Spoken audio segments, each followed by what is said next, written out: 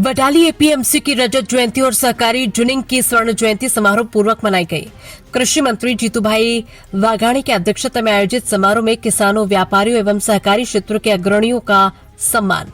साबरकांठा जिले के वडाली में कृषि उपज बाजार समिति एपीएमसी की रजत जयंती तथा सहकारी जिनिंग की स्वर्ण जयंती का भव्य समारोह कृषि मंत्री श्री जीतूभाई वाघाणी की अध्यक्षता में आयोजित हुआ।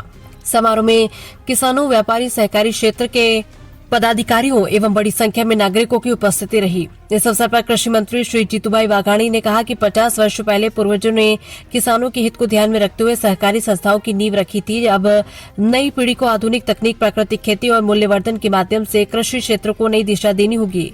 उन्होंने किसानों से प्राकृतिक खेती अपनाने तथा सॉइल हेल्थ केयर के आधार पर खेती करने का आह्वान किया। साथ ही कृषि उत्पादकों के प्रसंस्करण, पैकेजिंग और मार्केटिंग पर जोर देते हुए कहा कि मूल्यवर्धन से किसानों को उनकी उपज का बेहतर मूल्य मिल सकता है। मंत्री ने किसानों को सरकार की कृषि योजनाओं, ग्रीन हाउस सब्सिडी और आधुनिक तकनीक का लाभ लेने की अपील की। उन्होंने नकली बीज बेचने वालों के खिलाफ कड़ी कार्रवाई करने की भी बात कही। उन्होंने कहा कि प्रकृति और पर्यावरण के संरक्षण के साथ प्राकृतिक खेती मानव जीवन के संरक्षण के लिए भी जरूरी है। गांव के विकास के लिए कृषि के साथ शिक्षा, स्वास्थ्य, स्वच्छता और पर्यावरण पर भी समान ध्यान देने की जरूरत बताई। समारोह में एपीएमसी व सहकारी जुनिंग से वर्षों से जुड़े पदाधिकारियों, कर्मचारियों, व्यापारियों एवं सेवाभावी व्यक्तियों का सम्मान किया गया। इस अवसर पर जिला पंचायत अध्यक्ष रीनाबेन पटेल, सांसद शोभनाबेन बरैया, विधायक रमन लाल वोरा, जिला अग्रणी कनुभाई पटेल, सहकारी अग्रणी महेश पटेल, एपीएमसी एवं सहकारी जुनिंग के चेयरमैन विजय पटेल, ऋतुराज पटेल, पूर्व विधायक महेंद्र सिंह परमार सहित किसान, व्यापारी, सहकारी क्षेत्र के प्रतिनिधि एवं नागरिक उपस्थित रहे। હાલના તબક્કે જે પ્રકારે આપે જે રજૂઆત કરી છે, આવનારા સમય માટે સાબરકાંઠા તેમજ ઈડર અને વડાલી માટે કપાસના હબ સમાનની વાત છે, શું કહેશો ખાસ? કપાસની પ્રોસેસિંગ ને વેલ્યુ એડિશન માટે માનનીય મોદી સાહેબના નેતૃત્વમાં કેન્દ્ર સરકાર અને રાજ્યમાં ભૂપેન્દ્રભાઈના નેતૃત્વમાં કામ કરી રહી છે।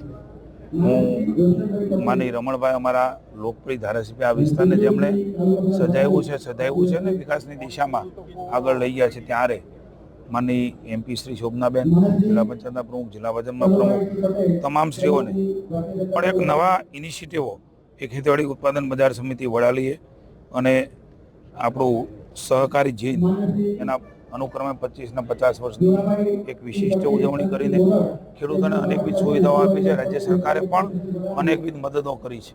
મેં વિનંતી કરી છે, પ્રાકૃતિક ખેતી તરફ આપણે જો આગળ નહીં વધીએ તો ભવિષ્યમાં ખૂબ મોટી ચેલેન્જીસ સમાજ જીવન ઉપર, વ્યવસ્થા ઉપર આવવાની સંભાવનાઓ છે।